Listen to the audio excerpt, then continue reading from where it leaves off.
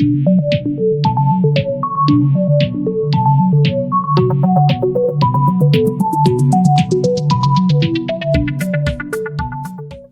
guys, welcome to the Thinking Crypto channel. We have some big news to share with you today, so please watch the video to the end. The first up is Trump versus Bitcoin. We got some revelations here. So John Bolton, who used to be part of the Trump administration, he's no longer with them of course, has a new book called The Room Where It Happened.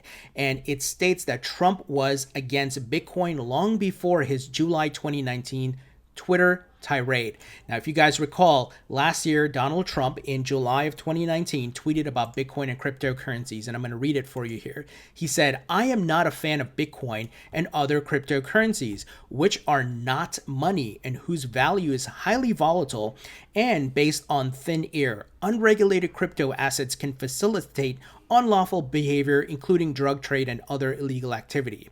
Now, we went through this already and talked about it, right? That is not an accurate statement because cash, any other currency, can be used for illegal activities. It is not the currency itself or the store of value itself. It is what it's being used for. And any store of value, any currency is going to be used for illegal activities because we live in a society, in a civilization where humans are going to do bad things, right? So to say only Bitcoin or whatever is used for illegal activities as though cash is not, like it's pretty silly, right? But of course, the agenda is to try to demote cryptocurrencies and prop up fiat. However, that stance is not being enforced at this moment, right? Even though he's talked to Mnuchin, he's put out his public statement, and in the book, he's apparently started talking about it in 2018.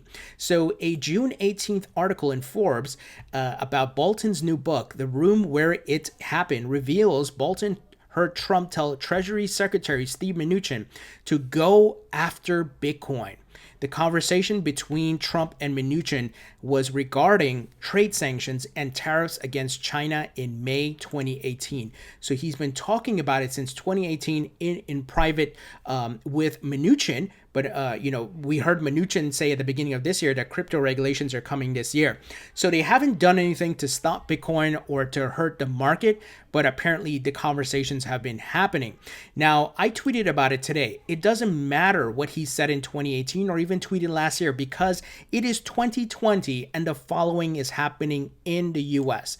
Whinstone is building the world's largest Bitcoin mining farm in Texas. So bigger than what the hell is going on in China. Layer 1, backed by Peter Thiel, is also building a mining farm in West Texas. And we know that a lot of mining farms, power plants across the country are mining Bitcoin and other cryptos with the excess energy. We've talked about it. Green Ridge Generation in New York, a power plant. They are mining Bitcoin around like $19,000 worth of Bitcoin each day.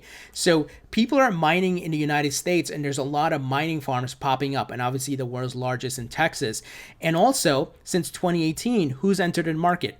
Fidelity, Intercontinental Exchange, which is building back, TD Ameritrade, many Wall Streeters and hedge funds, pension funds, and so forth. We just heard Paul Tudor Jones.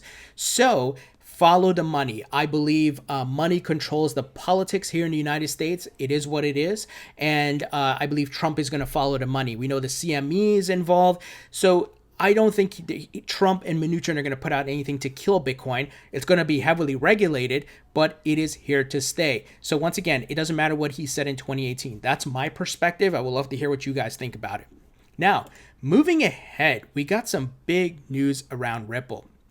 Together with other 40 global companies and nonprofits, Ripple joins the Open Payments Coalition to help drive innovation forward and simplify global payments for all. This is big because it's the core mission of what Ripple is, to make payments more modern, more advanced, because payments right now, the whole system is outdated, right, with Swift.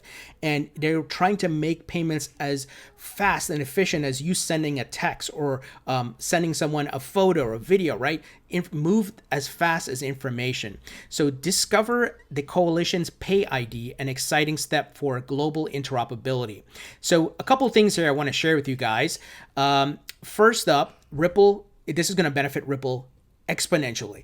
And there's other big players involved, such as BRD Wallet, such as BitGo, such as the folks at Care, right? Care.org. So there's a lot of companies and nonprofits a part of this. This is a huge global initiative, guys. And like I said, it's only going to benefit Ripple. And they give a full breakdown on their website about the partnership and so forth. Even Ripple's David Schwartz gave a quick breakdown. PayID can do so many things. Here's a thread. The first up is PayID provides human-readable payment addresses for cryptocurrency payments. PayID provides a single destination address for multiple cryptocurrency and fiat payment systems. Guys, this is huge. PayID gives cryptocurrency companies a way to meet regulatory requirements such as the travel rule. PayID can provide cryptographic proof that payment was delivered to the correct destination. That's just the tip of the iceberg, guys. This is big. This is one of the huge revolutionary things or catalysts, right? Moment in time where it's like payments is now going global, more efficient, because it's not just Ripple. You got more companies, and look at this crypto custodian, BitGo. All these folks are involved. This is a big initiative. And even Craig DeWitt, he works for Ripple. His personal project here, Payburner, now supports PayID. You guys may have seen my interview with Craig just a couple of weeks ago, I should say 1 week ago, where we talked about Payburner as well as Xsongs.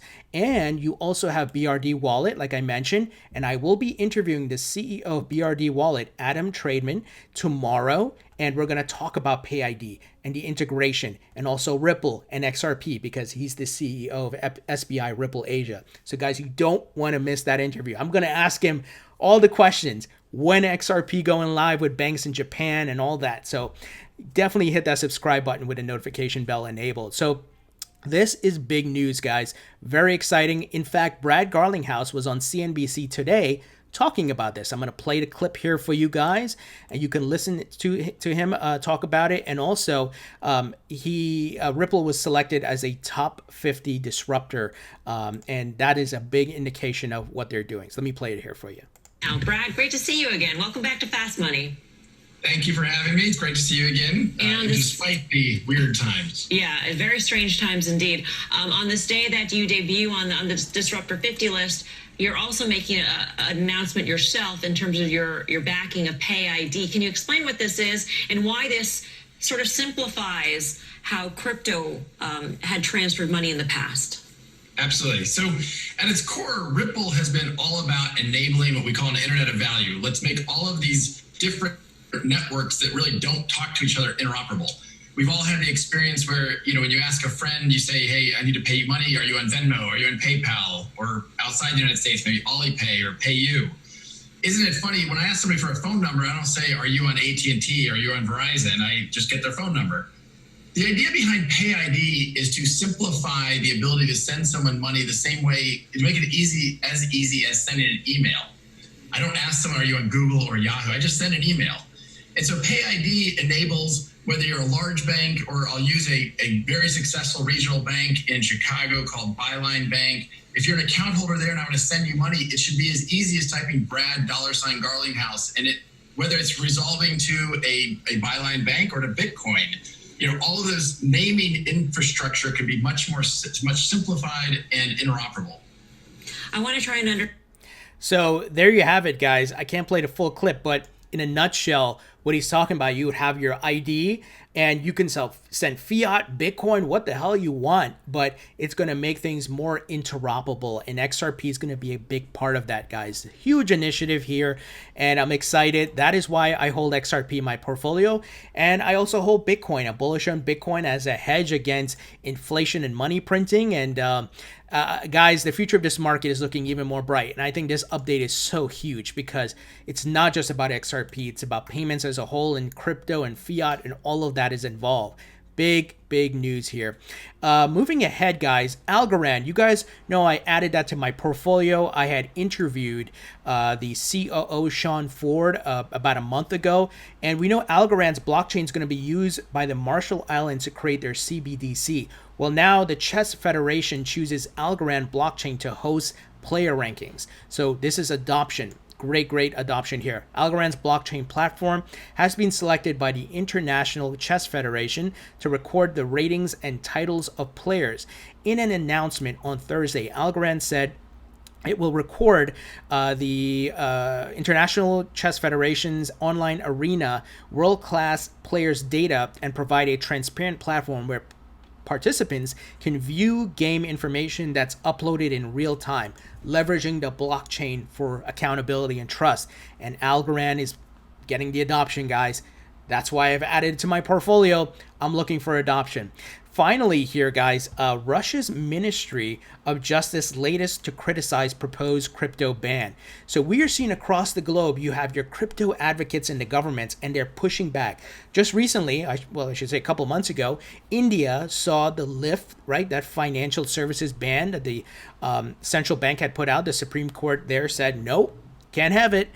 So it's just a matter of time for all those people who are opposing to get on board, because this is the new asset class. Let me give you some more details here. Russia's new draft bill prohibiting crypto operations in the country has again suffered a less than glowing review from an arm of the government.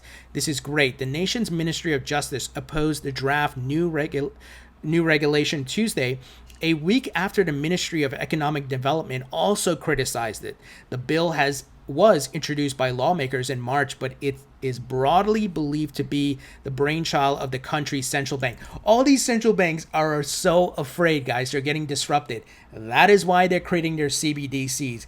The Chinese are doing their digital yuan. US is trying to build the digital dollar. And like I just mentioned, Marshall Islands, everybody's trying to do it. Bitcoin caused the disruption, and they cannot put the genie back in the bottle here, guys. This thing is on the rise. They can't stop it. Big money's on board, and soon enough, you'll get all these people who are naysayers on board. Follow the money. Guys, what do you think about this news? Exciting times in the market, and we just got to be patient. Leave your thoughts and comments below. Thumbs up if you like this video. I'll talk to you all later.